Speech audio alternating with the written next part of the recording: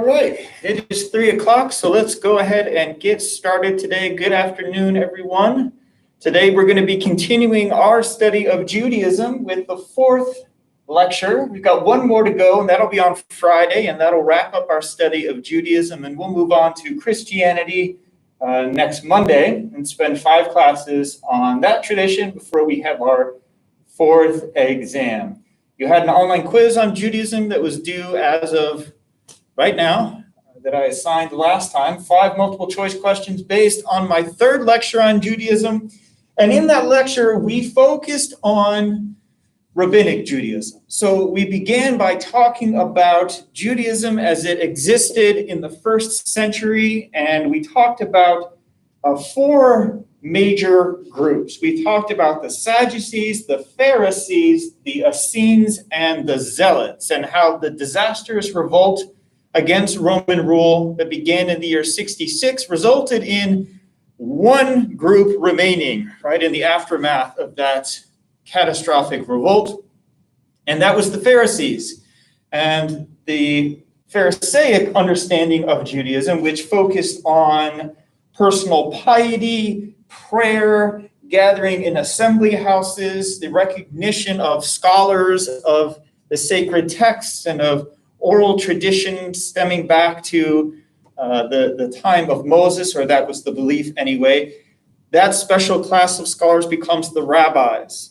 So Pharisaic Judaism develops into rabbinic Judaism, which is the Judaism that we know today. And once you move beyond the first century, our starting point in our last class, the story of Judaism is dominated by the story of the diaspora. The diaspora is the migration, the scattering of the Jewish community, initially throughout the Eastern Mediterranean world, but as time passes, that community spreads out even further and further to other parts of the world. And as these communities live in new parts of the world and encounter new cultures, we see the emergence of different geographic cultural branches of the Jewish community. And so that's our subject today. We're going to focus on the diaspora. So this term diaspora, I've probably used it a few times this semester already in talking about religious communities that have spread throughout the world.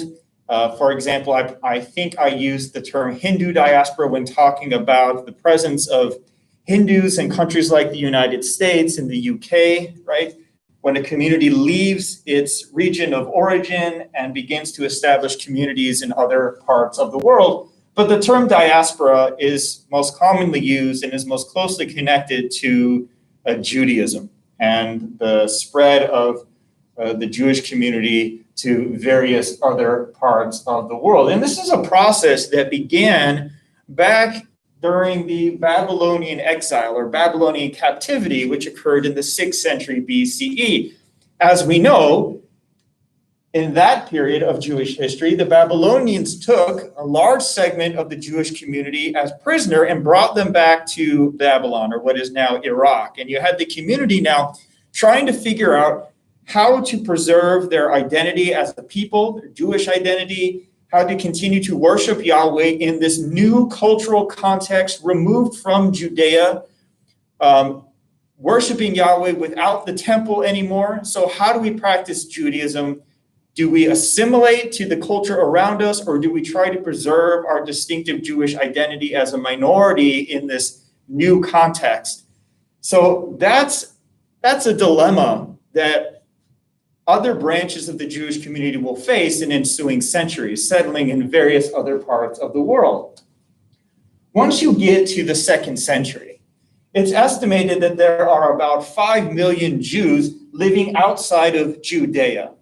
So Judea is the stretch of land in what is now Israel and Palestine. That's the land where much of what we've talked about thus far in our study of Judaism has been situated. That's where Jerusalem, for example, is located. But once you get into the 2nd century and continue along, the story of Judaism is dominated by communities living outside of Judea. Initially in other parts of the Roman Empire, but with the passage of time, you have communities reaching new regions of the world, the Roman Empire disappears and new empires and new cultures and new interactions occur. So for those Jewish communities now living as minorities, surrounded by Gentiles, that is non-Jews, who practice different religions, have different cultures, different ways of living, different beliefs, you face new challenges. How do you continue to practice Judaism? How do you continue to carry on your traditions as a vulnerable minority far removed from Judea? And so that's our focus today. We're going to look at two main geographic regions and the Jewish communities that existed in those two regions.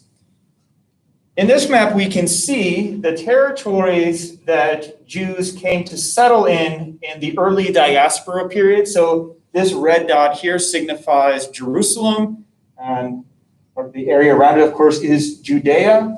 This area marked here in purple is the land settled by Jews during the Babylonian exile. And so you continue to have Jews there even after the Persians conquered the Babylonians and allow for the return of Jews to Judea and the construction of the Second Temple. You continue to have Jews living in this part of the world.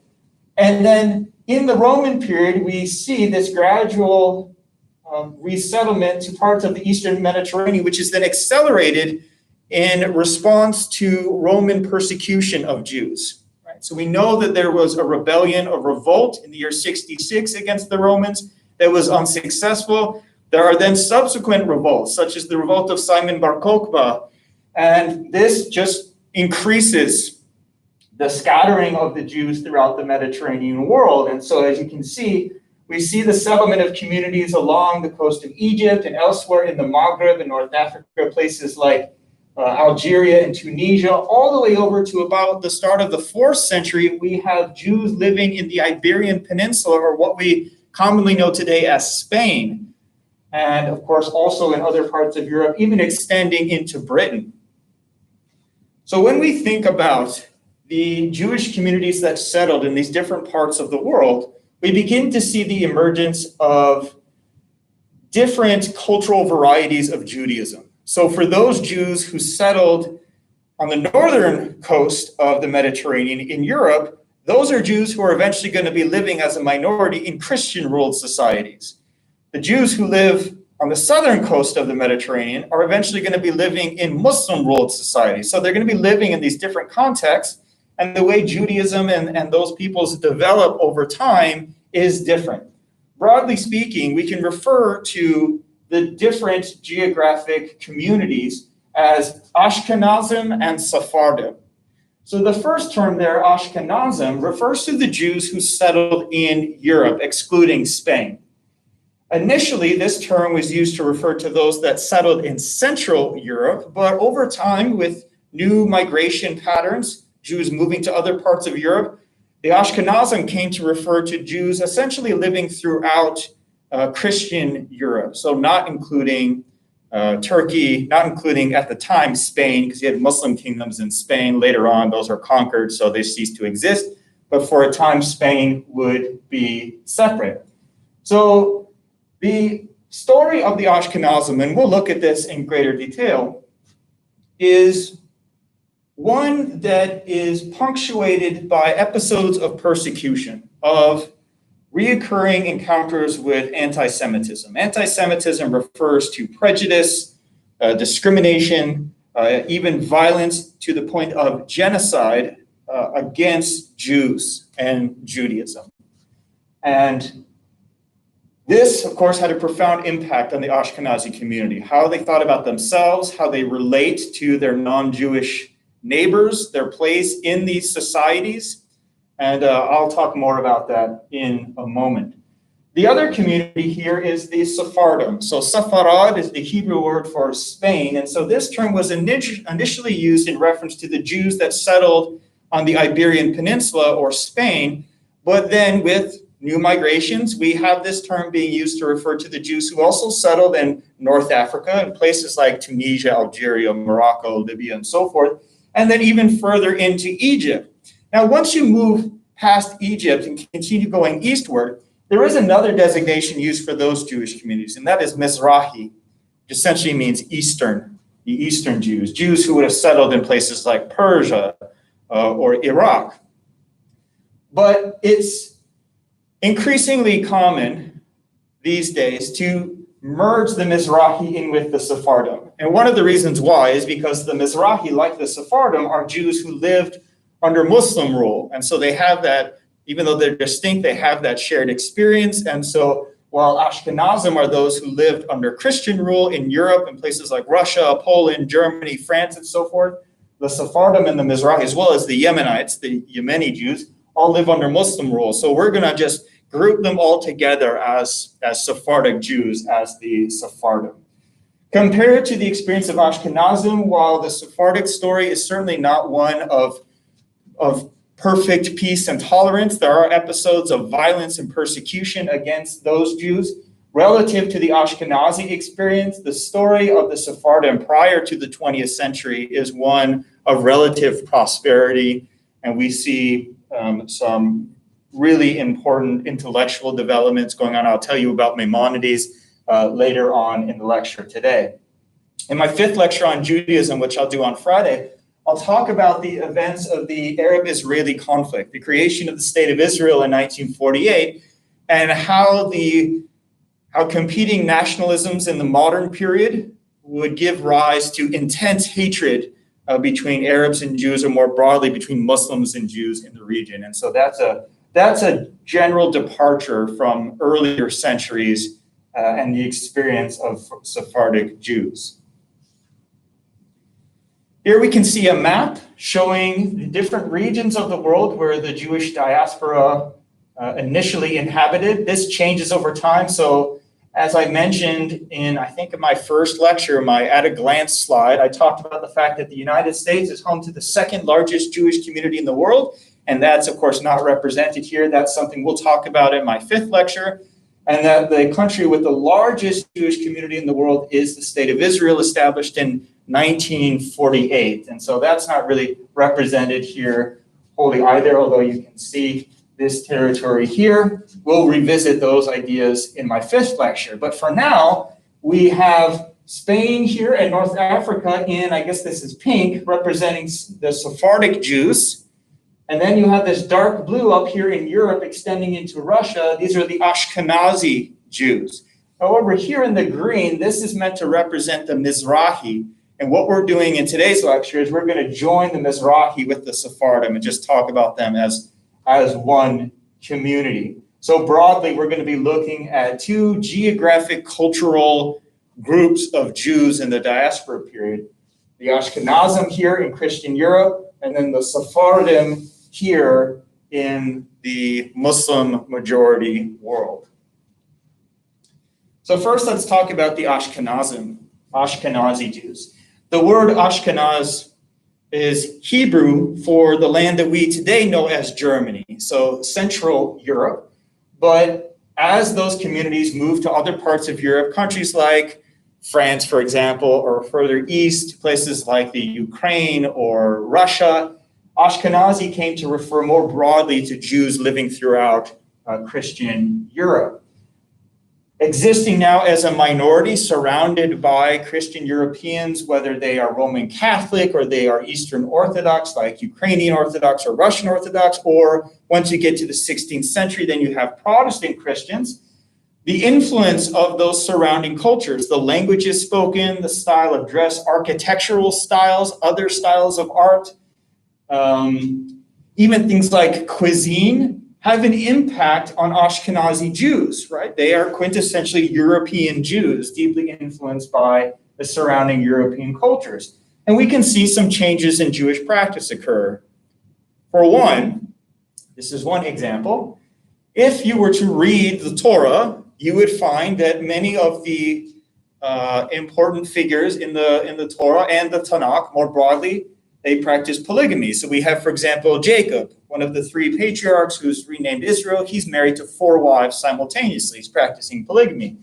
You move along in the Tanakh, you can read about David and Solomon. They too were polygamists, had multiple wives. And polygamy was something practiced throughout the Middle East. Well, the Roman Empire, in contrast, the Romans didn't allow polygamy. They were a monogamous society. You could have concubines, but you couldn't have a second or third or fourth wife. You could only have one wife. So when Christianity developed, beginning in the first century, it developed within the Roman Empire and thus perpetuated that social norm of monogamy. So Christianity would come, generally speaking, to support only monogamous marriage. Well, in the Ashkenazi Jewish community, the rabbis came to disallow polygamy, even though it's still in the Tanakh, and instead conform to European Christian norms of monogamous marriage. So there's an example of the wider culture having an impact on the ideas of the community. We can also see the adoption of European styles of dress. We can see it in the traditional dishes, the cuisine of the Ashkenazim. And yes, there are also instances of intermarriage. Ideally, you would only marry someone from your community, but of course, you could always convert for the sake of marriage, and human beings are human beings. The heart wants what it wants. We also see the emergence of a new language in the Ashkenazi community. So the Tanakh is by and large written in Hebrew. There is some sections in Aramaic, and by the time you get to the Roman period in Judea, Aramaic has become the foremost spoken colloquial language. But among the Ashkenazim up in Europe, they would come to develop a new language that mixed German with Hebrew, and this language is known as Yiddish. And so Yiddish becomes a major language of Jewish thought and culture for centuries thereafter, at least with regards to the Ashkenazi community and wherever they would immigrate. The populations do move in the face of persecution to escape various rulers who might be harsher in their treatment of the Jews than others. And so by the time we get to the start of the 20th century, the largest Ashkenazi Jewish community is actually located in the Russian Empire, numbering around 5 million. And one of the really interesting things, and we'll explore this in my lecture on Friday, is that by the time you get to the end of the 20th century, there's been dramatic population shifts, where the number of Jews in Russia, by then basically the Soviet Union until the final 11 years of the 20th century, has dramatically dwindled, and you have a dramatic rise in Jews in the United States, right? We have mass immigration to the United States, but also the creation of this new Jewish state in the Middle East, the state of Israel, and mass immigration from Europe, from Russia to Israel as well. So we continue to see these changes in the Jewish community.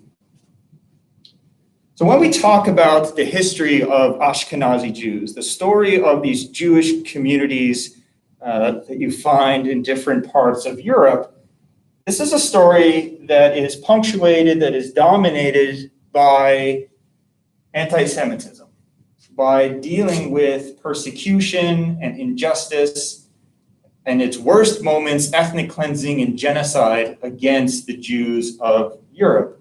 Now, that kind of hostility towards Jews existed, of course, we know among the Romans, for example, before they became Christians. But once Christianity started, Christianity had within it some stories and some sentiments that further inflamed anti-Jewish attitudes.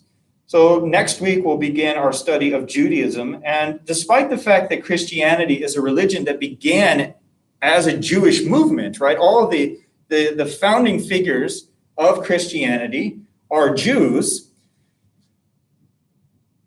Christianity would recognize Jesus or Yeshua as the awaited Jewish Messiah, while all those who didn't become a part of that new religious movement rejected him as a false Messiah. And when the earliest Christians begin to write their sacred text, what would become the New Testament, it gives a very hostile portrayal of the Jews, the Sadducees, the Pharisees. There's a passage, for example, where Jesus condemns the Pharisees as the children of Satan, the children of the devil. And the New Testament depicts the Jews as working with the Roman authorities to have Jesus killed and crucified. So in Christian Europe, Jews were often portrayed as the killers of Christ, that they had killed God, because Christians believe that Jesus was the incarnation of God on earth, and the Jewish authorities had participated with the Romans to kill God, and so they were guilty of deicide, right? That's quite a charge. And that those who continued to adhere to Judaism, despite the fact that Christianity had been established, were agents of the Antichrist or of the devil. And this is a sentiment that we find among Catholics, among Orthodox, as well as the new Protestants. Martin Luther, the founder of Protestant Christianity in the 16th century, advocated near the end of his life that synagogues should be burned to the ground. He had a very hostile attitude towards Jews, just sort of like viciously anti-Semitic near the end of his life. And those sentiments continued on.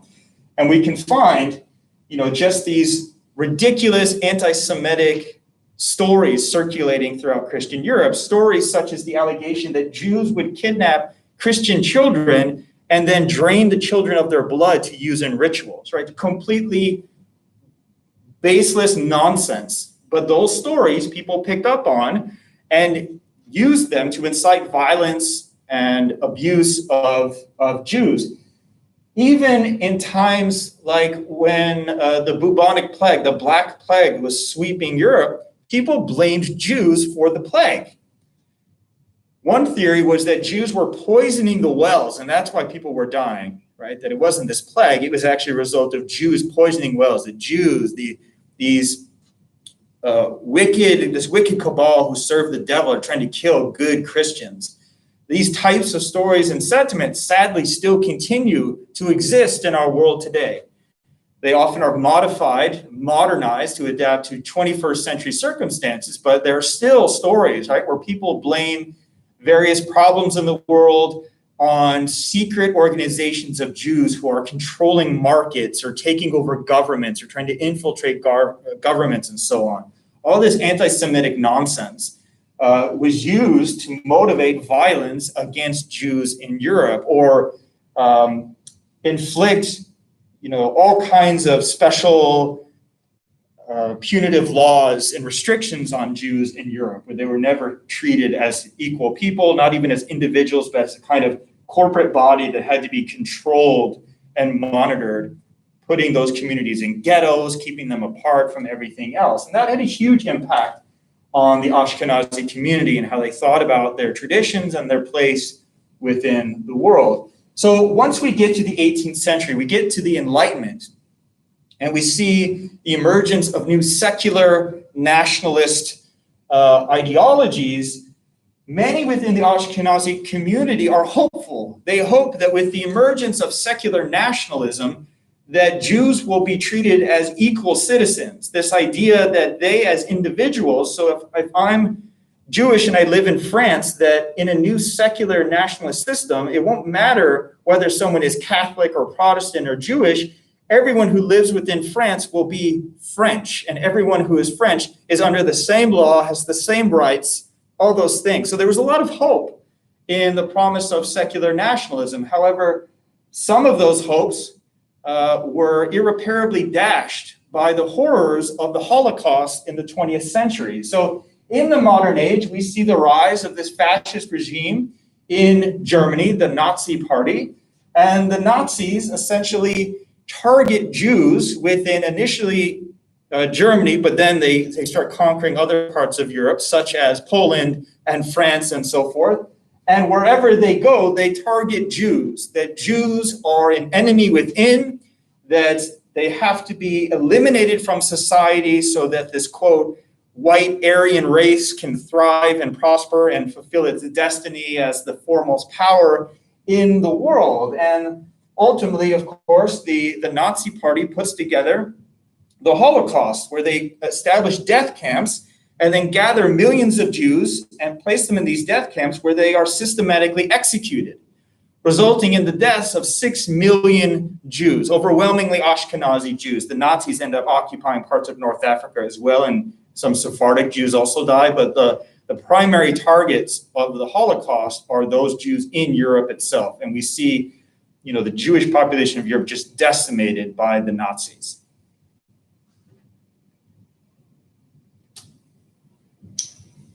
So moving back to the 18th century, an important new sect of Judaism develops among the Ashkenazim.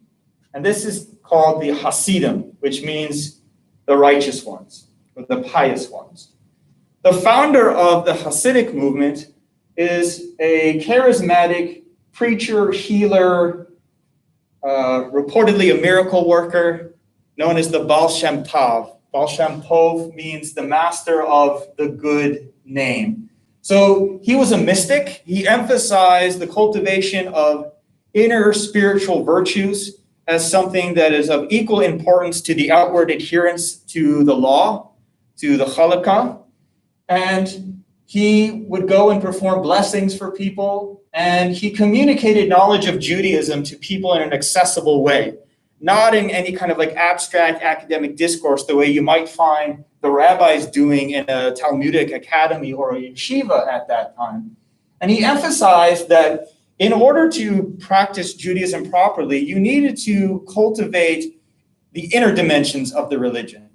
That, for example, you needed to pray to God with joy and with enthusiasm. It wasn't enough just to go through the outward motions of it. You had to have joy in your heart for it to truly be valid, right? So he emphasized the existence of not only the outer dimension of Judaism, which is the preoccupation of the rabbis, the legal scholars, but also the development of this inner spiritual life as well. Well, his teachings caught on, and he got a following. He had disciples, and those disciples in time would beget other disciples who would follow the same teachings and the same understanding of Judaism, and thus you have the emergence in Poland, but then in time throughout Eastern Europe of this new movement, the Hasidim or Hasidic Judaism. So Hasidic Judaism is a kind of mysticism, the mystical form of Judaism that also emphasizes that Hasidic leaders are like living saints, that they possess an inner connection to God, and that connection even persists after death. So the tombs, the graves of those leaders become sites for prayer and veneration, that Hasidic Jews may even pray for intercession with God through a deceased Rebbe. Rebbe is the Yiddish variant of the word rabbi. And early on, the existing Jewish establishment, the rabbis, opposed this movement. They said, who are these guys, right? We're the scholars, we're the rabbis, we're the ones with the credentials who know the Torah and the Talmud and so forth. Why are you following these guys, these mystics? And so there was a tension between the two, but in time, a synthesis emerged. So when we talk about Hasidic Judaism today, Hasidic Jews, in addition to having these mystical components, the veneration of their leaders as these saintly figures, they're also among the most strict when it comes to observing all the 613 mitzvot or commandments, all the rules of Jewish law that you would find in what's called Orthodox Judaism, traditional Judaism, that they are among the foremost champions of following all those outer dimensions. But of course, they still also believe in that inner dimension as well. But fully developing that inner spiritual life also requires adhering to the outer dimensions of the religion. Here we can see some images of contemporary Hasidic Jews. We have hundreds of thousands of Hasidic Jews living here in the United States. One of the most important populations of Hasidic Jews is in Brooklyn. And if you've ever been to New York City, to Brooklyn, it's hard to miss the Hasidic community, one, because of their distinctive style of dress. So here we see some Hasidic men, and in this case, you'll notice that they're wearing a distinctive style of hat, and it's not the kippah or yarmulke. They're wearing that too, but on top of that, they're wearing these fur hats, and you would think to yourself, well, why are they wearing fur hats? Did people in ancient Judea wear fur hats in that heat? No, they didn't. This is something that comes to us from 18th century Poland, that the way people dressed in the cold environment of Poland had a subsequent impact on the Hasidic community. And so there are these distinctive Ashkenazi elements to Hasidic norms. The Hasidic community has generally adopted a policy of insularity, by which I mean they choose to be cut off from the outside world. So even though you have something like 300,000 Hasidic Jews living in New York City, they tend to live to gather in their own neighborhoods, and they set up their own schools. And when there's problems within the community, they have their own authorities. They choose to remain close to the outside world. And even though they're born in the United States, Yiddish becomes their first language. English becomes a second language to them. Within their community, they speak Yiddish, which is that hybrid language of German and Hebrew that I talked about earlier. So a Hasidic community in a place like New York is almost like a separate country within the country. This idea that you should remain cut off from the outside world. Why? Because persecution has been the story of the Ashkenazi Jews. So don't mess with the Gentiles, the outside world. If we want to preserve our community, we want to protect our community, we need to, keep to ourselves, stay cut off. In the image on the left, we can see a Hasidic man who is praying at the shrine tomb of one of the leaders of the Hasidic movement, a deceased Rebbe who is being treated essentially as a saint through whom intercession can be achieved. Among the Hasidic Jews, there are different subsects or branches, the most notable of which is called Chabad. Chabad means wisdom, and this branch of Hasidic Judaism originated in the town of Lubavitch. And the Lubavitchers, as they're sometimes called, or Chabad, is notable because throughout the world, they have set up these facilities called Chabad houses. And a Chabad Institute or Chabad House is a center for outreach to non-religious Jews.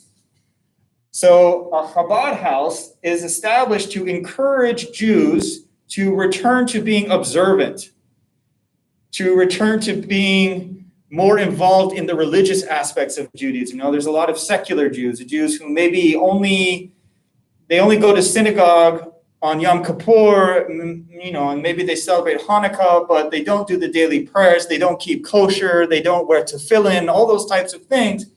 By going to Chabad, there's various outreach programs, education, and so on, to encourage Jews to return to religiosity, return to traditional practices. So you can find Chabad centers throughout the world.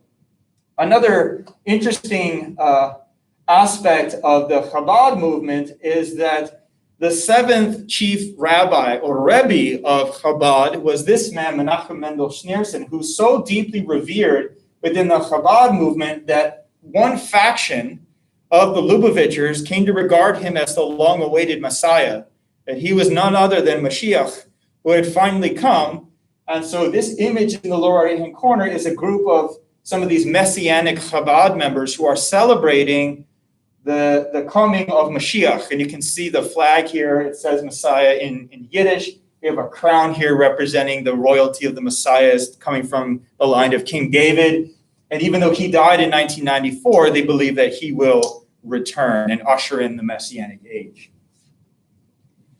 So here's a photograph of the Chabad Institute right here in Myrtle Beach, South Carolina. So you can find Chabad throughout the United States, but in various parts of the world as well. There's even Chabad in India. There's a small community of Jews in India, but yeah, there's Chabad as well. And you can see the Hasidic men here in their traditional style of dress, the black brimmed hats, the black suits, and the white dress shirts. And in the middle of this group, we have a framed portrait of the Rebbe Menachem Mendel Schneerson, the seventh Rebbe of the Lubavitchers, who some regard as the awaited Messiah.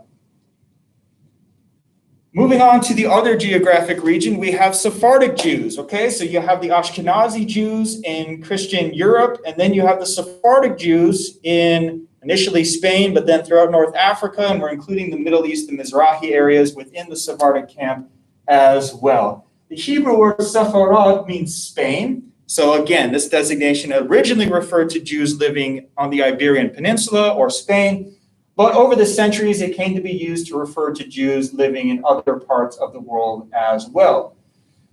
Once Islam begins in the 7th century, it then expands across North Africa and into Spain. So then the Sephardic Jews find themselves living under Muslim rule.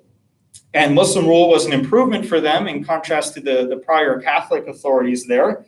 And in fact, according to the accounts of the Muslim conquest of Spain, it said that the Muslim armies advancing up the Iberian Peninsula would actually, after conquering a town or a city, they would arm Jews in those cities to guard those sites and prevent reconquest by the Catholics as the Muslim armies continue to advance north. And so we have this partnership going on there between the two. So for Sephardic Jews, we see the adoption of Arabic in Sephardic Jewish scholarship and culture and business and trade, as well as the development of a new language. So in the Ashkenazi community, Yiddish developed, blending German with some Hebrew. In the Sephardic community, there was a blending of Spanish with some Hebrew, and that language is called Ladino. Now, Ladino is a language that has really fallen into disuse. Very few speakers still remain, and it's a language that there are efforts underway to preserve it so it doesn't go completely extinct. Yiddish is still holding on because it's the spoken language in the Hasidic community in particular, so it still has some speakers, but Ladino is sort of on its last legs, as it were. Now, one of the contributing factors to the further expansion of the Sephardic community to new parts of the world is that in 1492, the Catholic armies under King Ferdinand and Queen Isabella succeed in conquering the last Muslim kingdom in Spain, the Kingdom of Granada. And once the Catholic forces have defeated that Muslim kingdom, the remaining Muslims and Jews in Spain have the option of either converting to Roman Catholicism or getting out, going into exile, or if they want to keep fighting, they could keep fighting and die in the process. So some Muslims and Jews convert to Catholicism, but others choose to go into exile. And so they move to places like Tunisia, Algeria, Morocco, Egypt, and so forth. So that's where you see the expansion of Sephardic Jews, including North Africa as well. Among the Jews and Muslims who continued in Spain, some of them continued to practice their original religions in secret.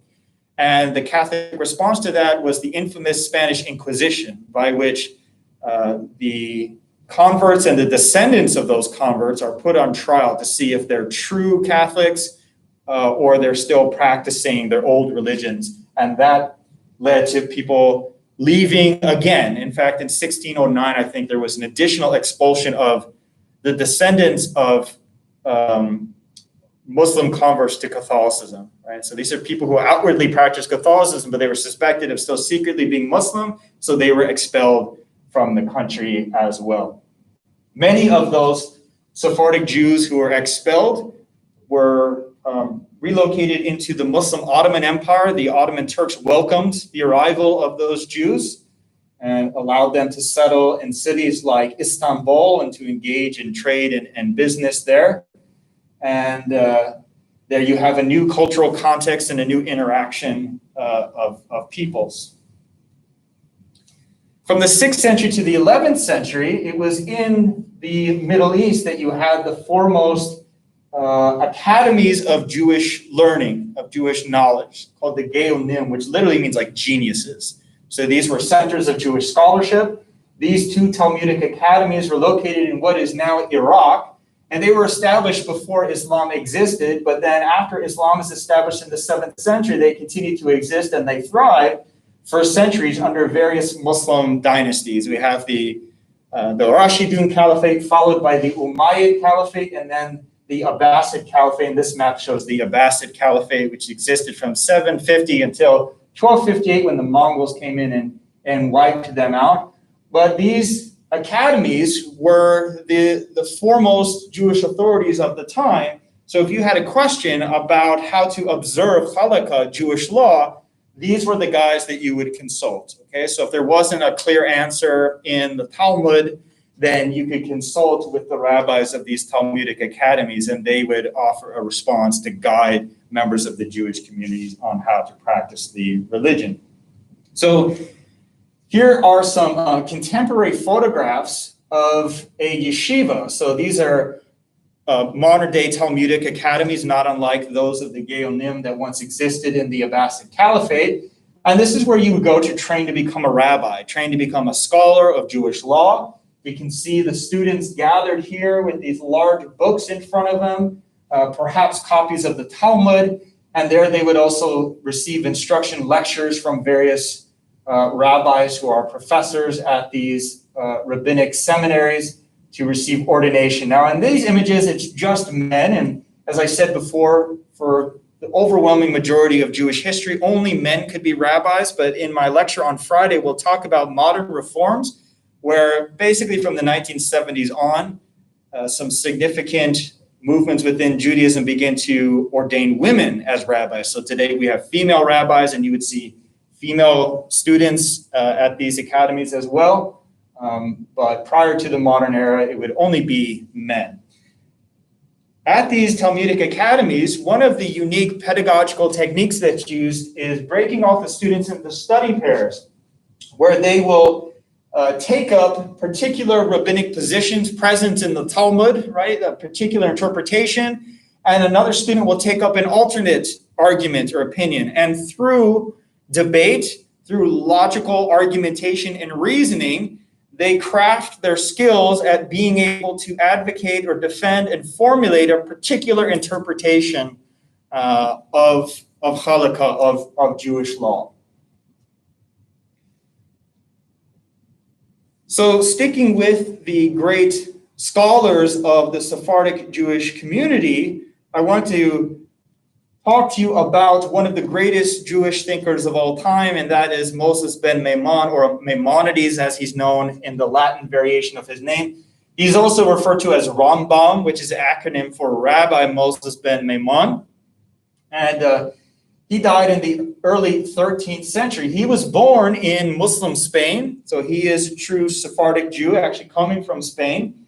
But when he was a young man, there was a change in the ruling Muslim dynasty, and the new regime that came to power was far less tolerant than the earlier Muslim regime and began to crack down on Christians and Jews, as well as Muslims who didn't sufficiently practice Islam in their domains. So Maimonides and his family left Spain and they moved to Muslim North Africa. And eventually Maimonides ends up settling in Cairo in Egypt, which at the time was the seat of the Ayyubid Sultanate. The ruler of Muslim Egypt was Salahuddin al-Ayyubi, a Sunni Muslim, better known in the West as Saladin, and he's most famous for defeating the Crusaders and recovering the city of Jerusalem that had been lost decades before to the First Crusade. So Saladin appoints Maimonides as his personal doctor. So Maimonides, this preeminent Jewish scholar, also happens to be an expert in medical knowledge and in medicine. So he becomes the personal doctor, physician to a Muslim sultan in Egypt. When he's not tending to the health of the sultan, Salahuddin al-Ayyubi, he's also producing great works of scholarship. And being in Cairo, this major cosmopolitan city, he's interacting with Christian, Coptic Christian, more specifically, Jewish and Muslim scholars as well, and producing new literature. He writes not only in Hebrew, but also in Arabic. And one of the documents that he produces is a creed, which lays out the 13 core beliefs that every Jew should have. Now, it's interesting that this type of document really hasn't been produced, at least to this extent, until we get to Maimonides, who, as I said, he dies in the early 13th century. And the fact that an earlier scholar hadn't taken the time to really promote a document like this testifies to the fact that in Judaism, it is practice that tends to occupy the attention of the rabbis, of the Jewish scholars, right? That there tends to be more emphasis on outward observance. How do you practice the religion more so than debating proper theology, proper beliefs? Now, that's not to say that belief isn't important in Judaism, but the preoccupation of the rabbis has always been practice. How do you adhere to the commandments in the Torah? But Maimonides takes up this task of articulating what are the core beliefs of Judaism. And I want to go through those with you now. So keep in mind that Maimonides is articulating these three core articles of belief in a religiously diverse society. And so there are these implicit rebukes of both Islam and Christianity that you can detect by reading his phrasing, his wording here. So the first article of belief, according to Maimonides, is belief in the existence of the creator who is perfect. Okay, pretty standard there, monotheistic religion. There's one God, he's the creator, he's perfect. Number two, God's absolute and unparalleled unity. So Maimonides is placing special emphasis on God's unity here because in the Christian tradition, God is understood to be a trinity, that God is one divine substance, but exists in three divine persons, God the Father, God the Son, and God the Holy Spirit. That's not the understanding of God in Judaism. God is just one. The same is true in Islam. God is one. So that's why Maimonides is placing that point of emphasis there. And the next one, he says belief in God's non-corporeality. What does that mean? That means God doesn't have a body. So this is a rebuke of any idea of God incarnating in human form, which is the Christian belief that God the Son incarnates in the person of Jesus of Nazareth on earth in a physical body. Judaism rejects that, as does Islam. But also any notion that God is a body, a celestial body sitting, in a throne in heaven or something like that. Maimonides, this person skilled in philosophy, very intellectual understanding of Judaism, rejects any notion that God has a body, a physical form. Next, God's eternity. Worship God alone and no foreign false gods. That God communicates with man through prophets. And we know that there are many prophets in the Jewish tradition, but the line of prophets ends with the start of the Persian period, after which we have the rabbis. And here's one rabbi. And that of all those prophets, the most important is Moses, of course. And that's number 7 here, the primacy of the prophecy of Moses, our teacher. So you can see that there's like an implicit rebuke of Muslim beliefs that Muhammad is the messenger of God and Muhammad brings the Quran. Later on, here he's saying, now Moses is most important. Now Muslims believe Moses is a prophet who received the revelation of the Torah, but of course the Quran surpasses that. So here he's emphasizing that for Jews, Moses is the greatest prophet. Then we have the divine origin of the Torah and the immutability of the Torah. That means that the Torah has not been corrupted. It's still perfect. It's perfect in its divine origins. Muslims believe that the Torah is corrupted, and thus that necessitates a new revelation, the revelation of the Quran to Muhammad later on. But here we can see the Jewish affirmation that no, the Torah is immutable. It's perfect. It's divinely preserved. Don't need anything else. God's omniscience and providence, divine reward and punishment. Number 12, the arrival of the Mashiach, the Messiah, and the Messianic era. So it's still a core Jewish belief that one day the Messiah will come. Right? Jesus was not the Messiah according to Judaism. Neither was Simon Bar Kokhba or Sabbatai Zevi or any of these other claimants to being the Messiah. So the still belief, right? Maimonides dies in the early 13th century, or in the medieval period now. Still this hope that one day the Messiah will come. The last one, belief in the resurrection of the dead. So in Judaism, we have this linear conception of time, that God, the creator, starts time, history unfolds, God is active in history, in human history, in the events of the world, and then history is going to end. The world is going to end as we know it, and a final judgment will occur. And one of the events that will occur around that judgment is everyone who's ever lived will be resurrected from the dead and held accountable for their actions in life. So this belief, which Maimonides sees as one of the 13 core beliefs, was something that not everyone agreed on back in the 1st century. At the start of my lecture last time, we talked about the existence of the Sadducees and the Pharisees.